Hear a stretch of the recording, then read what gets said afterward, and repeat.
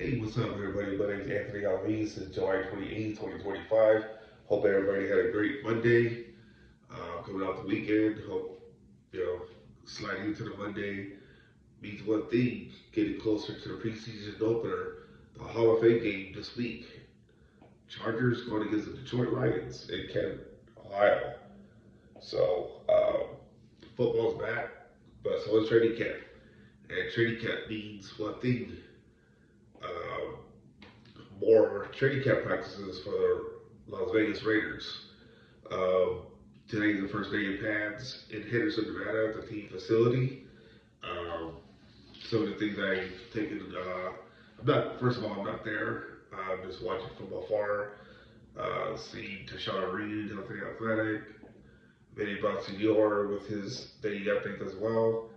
Uh, and I see a lot of fans are showing up. I think that's amazing how fans show up, get to see their favorite team, get to practice in pads, no less. First day, again, like I said, mentioned. Um, Everybody got to see Ashton GT in full pads. And guy looking like a monster, a rookie monster. So expecting big things from him. Before I go on to the practice portion of what takeaways and whatnot, I will say this. I got a story up on Yard Barker. I talked about Dante Thornton, rookie wide receiver. Um, he had a pretty big day today. 65-yard touchdown from Geno Smith. Beat Gary Porter, a rookie quarterback, where a lot of people have said big things about him, including head coach Pete Carroll. So, big day for him, but like I said, meeting for Thornton. Check out my story. I talked about, how besides Ashton GT, Thornton could have a big, big year for him. So we'll see how that turns out. Quickly, don't want to say too much today. To try to read some notes that he mentioned today. Defensive Jay Joyner had a good day beating right tackle DJ Glaze. Just for your Raider fans, for Raider fans' sake, better hope Glaze picks it up pretty quickly because he's going to be needed on the offensive line, especially during the season. So we'll see what happens there. Again, not sure if that's a good or bad thing that he got beat by Jay Joyner, but also so did Parker Clements. Parker Clements, probably a cat body. Sorry, Clements, for saying that, but it's the truth. I think it's pretty good for Jay Joyner to get going and be a potential disruptive pass rusher that the Raiders could lead on, especially if anything happens to Coots or Crosby. So moving on, Reed noted Ashton GT had what would have been a 20-yard run when the offensive starters went against the backups. So you have to take that with a grain of salt, but with JT, he could do that against anybody, I believe, against any other team out there. Sincere McCormick had a good day too. Uh, Battle for the backup running back position. I think it's Mostert's job, anyways. So we'll see what happens there. Back to JT. Reed said JT didn't get to show off his ability to break tackles, but his exposure and acceleration was there. That's one thing about JT. He's strong. People have compared him to Marshawn Lynch. I think that's a great thing because he's going to carry tacklers with him and can break tackles here and there, like he did on Boise State. So JT has all the makings of a guy who could have a long NFL career because as short as he is, about 5'9", between 5'8", 5'10", that guy's big, and they're gonna need him, especially when they have to move the chains. JT has to be that person because, like I said before, the Raiders were terrible last year on the run. Finished dead last. I think it was 76.8 yards per game.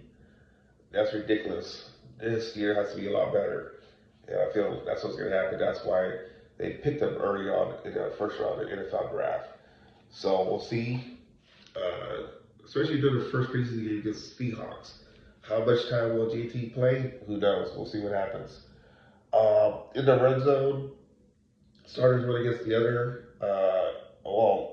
The red zone starters went against each other. Offense first team, and defense second team. First team. Richardson got a pick off of Geno Smith. How about that? I think Richardson needs to have a big year. I think it was a learning curve for him last year, and the Raiders need some quarterback to step up to be a challenge for other teams. So Aiden O'Connell found rookie Jack Beck on an out break route for a TD. So Jack Beck is another one. Not sure if he's going to get the starting job. I think that's going to go to Thornton because everybody's saying that Thornton's more of an X, and I believe that because he's 6'5", one of the tallest Raiders wide receivers on the team. Along with I believe Colin Johnson, as mentioned in the story, but just think that Jack Beck will be useful this year, and feel like he'll be another potential steal. I mean, the Raiders did well in the draft, but we'll see what happens. Going along here, look at these notes.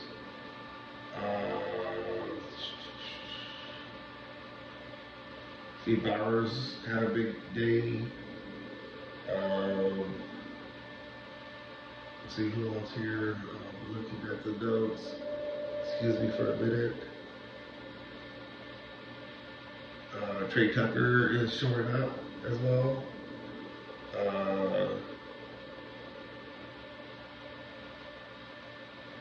Trey Tucker is going to be a big weapon for the Raiders this year.